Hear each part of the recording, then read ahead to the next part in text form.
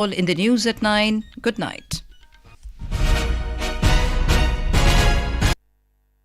This is Akashvani. In the program Spotlight, now we bring a discussion on India's perspective on global economic state in World Economic Forum 2024. The participants are Ashok Sajjanhar, former ambassador, and Nishit Kumar, anchor. The 54th World Economic Summit 2024 kicked off at Davos on the 15th of this month. To discuss the Indian perspective and the things which India would bring to the table at Davos, we are joined in by former diplomat Ashok Sajjanhar in our studios. Now, amidst a challenging global scenario, India has emerged as a significant economic and geopolitical power. And 2023, of course, was a landmark year for India as it assumed the presidency of the G20. And it was marked by some very, very important declarations and achievements like the inclusion of the African Union and so on and so forth. And India today is poised to play a defining role in shaping the future of the global economy. Of course, in 2024 and beyond as well. But at the same time, this year, it begins at a very critical and delicate juncture with the global economy almost having managed to stave off the recession very narrowly though, and we have witnessed significant volatility and predictability during the past year. Devastating conflicts, the Ukraine-Russia conflict, the Red Sea conflict as we are seeing and the Israel-Palestinian conflict and so on and so forth. They have stoked geopolitical fractures, economic fragmentation, financial turbulence and so on. Ashok sir, how do you see in this backdrop the Davos summit this year happening in Switzerland?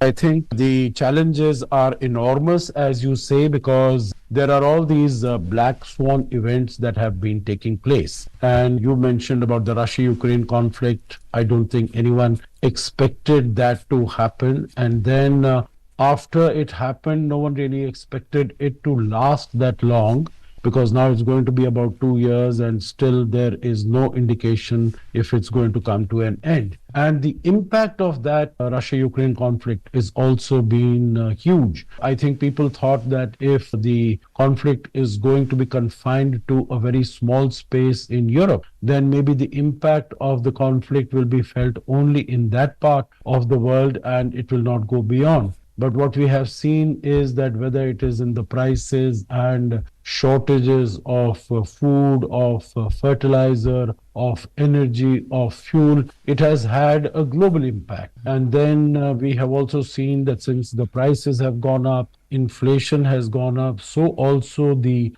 debt of particularly of developing countries, that has gone up. And the world had really not been able to come out of the COVID-19 pandemic also, because that had also very negatively impacted upon the economy of the world. The world had still not been able to get out of the impact of COVID-19 that we were faced with the Russia-Ukraine conflict, and then more recently the Israel-Hamas conflict also. So in the midst of all this, India's economy has been able to do extremely well, and we have continued to be the fastest growing major economy in the world.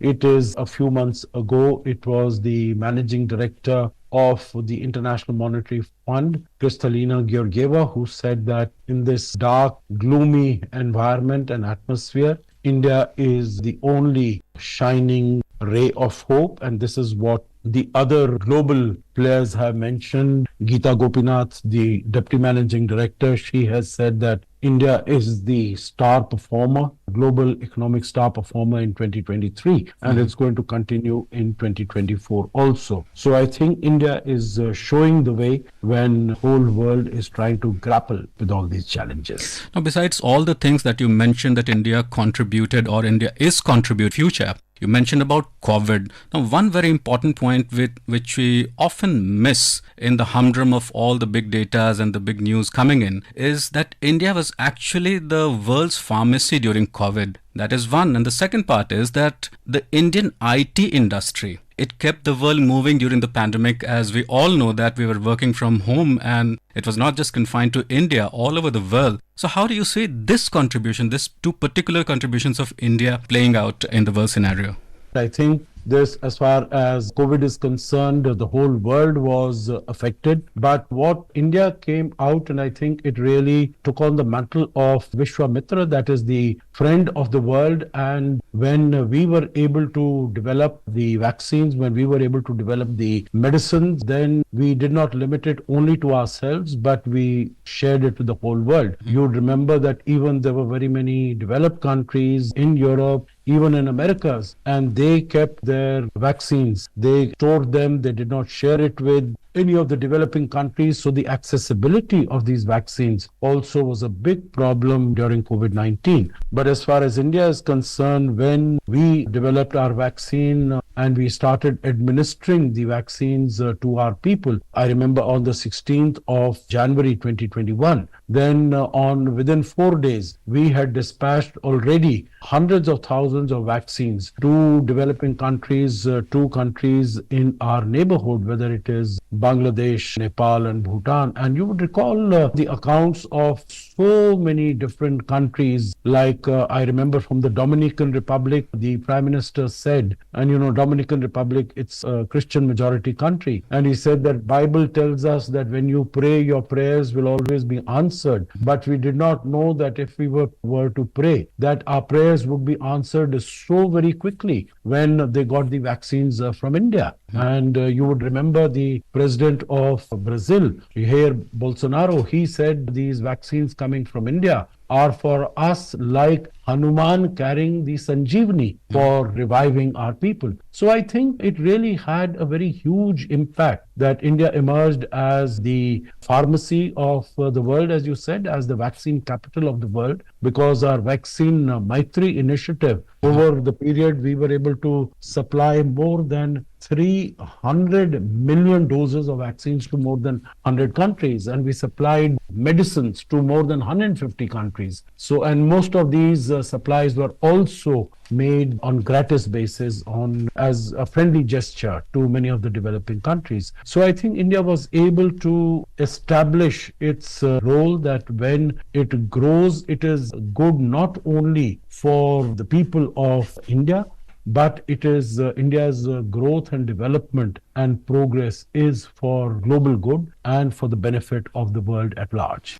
Absolutely. So right from the time we first participated at Davos in 1984, so we can say that from being a participant, we have almost become a solution provider to the world. Now, this is underlined by India's emphasis on a rule-based international order, of course, advocacy for collaboration to solve common issues and commitment to upholding the democratic values it positions, makes it a stabilizing force in an increasingly complex global geopolitical landscape. Now, Ashok sir, three takeaways, three very basic and critical points which I would like to mention here is, one is energy, environment and sustainable development. Now, India has been a votary, India has been an advocate of all these three issues in a big way on several occasions, on multilateral forums, on bilateral forums, and so on and so forth, as we have seen as well in the recent past at COP28 with Prime Minister attending that at Dubai. Major initiatives during India's G20 presidency like the International Solar Alliance, the Green Hydrogen Push, the Biofuel Alliance, and the Green Credit Initiative, Coalition for Disaster Resilient Infrastructure, and the proposed global grid for renewables. Now, these are the very big issues, big things which I think will India be contributing in the coming days, not only to the region but to the entire world. Now, juxtaposing this with the World Economic Summit happening at Davos right now, how do you see all these things playing out there? No, I think you're very right when you say that India has emerged as the solution provider to the world, because the world has realized that if we want to find solutions to some of the most intractable challenges in the world, whether it is climate change, whether it is energy transition, then it cannot be done without the full cooperation of India and contribution of India. And you have recounted all these very many initiatives that India has taken. The International Solar Alliance, which was launched in 2015 in Absolutely. Paris at COP21, the CDRI, the Coalition for Disaster Resilient Infrastructure, which was launched in 2019, and even at G20, on the sidelines of G20, the Biofuels Alliance, and so many other initiatives that were taken. So I think it is well recognized by the world that if it has to seek, if it has to get success in as far as making renewables is concerned or controlling climate change, then without the contribution, without the support of India, it is not possible to do it. You would recall that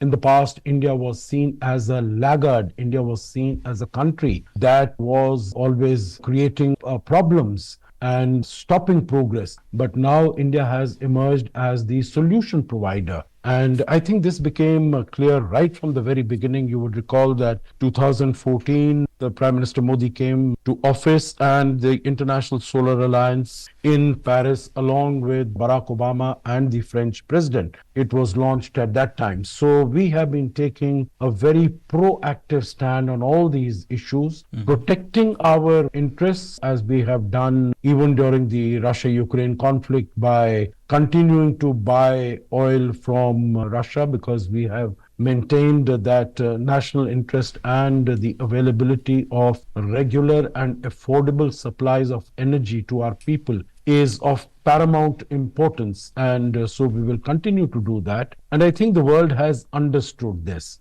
But the world has also realized that India today is the only G20 country, Nishit, that is fulfilling its Paris commitments. Yeah. There is no other country. And we, even in these difficult and challenging times that you had mentioned, you know, whether it is COP, whether it is COVID-19 or the other conflicts around the world, notwithstanding all that, India has been very responsible global stakeholder as far as the climate change issues are concerned.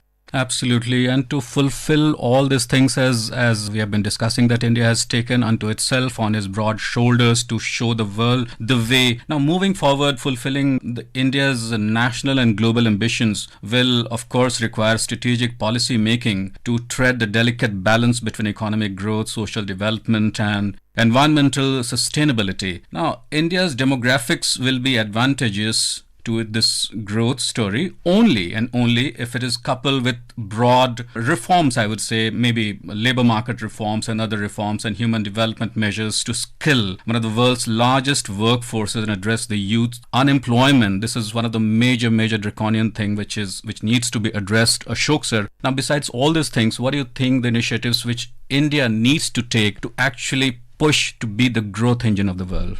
I think we cannot really realize our full potential unless we are able to fully leverage the demographic dividend that we are blessed to have been endowed with at the moment. And this is very, very important. I think India is, of course, has the largest population, but also the largest young population. And we've seen around the world that when countries have this particular feature, then their economic growth, GDP growth can really take off in a very big way, in a very impressive way. We've seen that in the case of China. But as far as China is concerned, because it used this foolhardy policy of one child for parents, so it is, even last year, it had a decline in its population. Absolutely. And this decline will continue. True. But India is in a different position.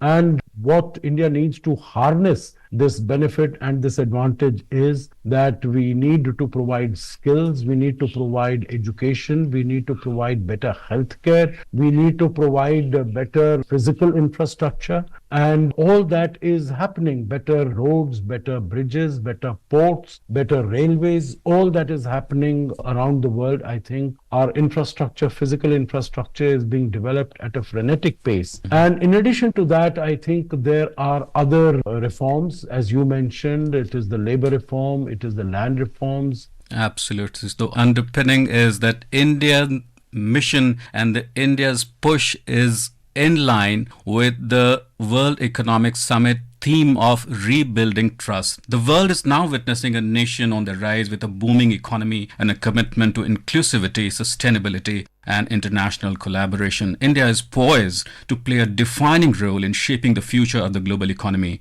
not only in 2024, but beyond for times to come. Thank you very much, Ashok, for having joined in. Thank you, Nishit. You were listening to a discussion on India's perspective on global economic state in World Economic Forum 2024. The participants were Ashok Sajjanhar, former ambassador, and Nishit Kumar, anchor. This program was produced and presented by the News Services Division of Akashvani. You can listen to it on our mobile app, News on AIR. This program is also available on our YouTube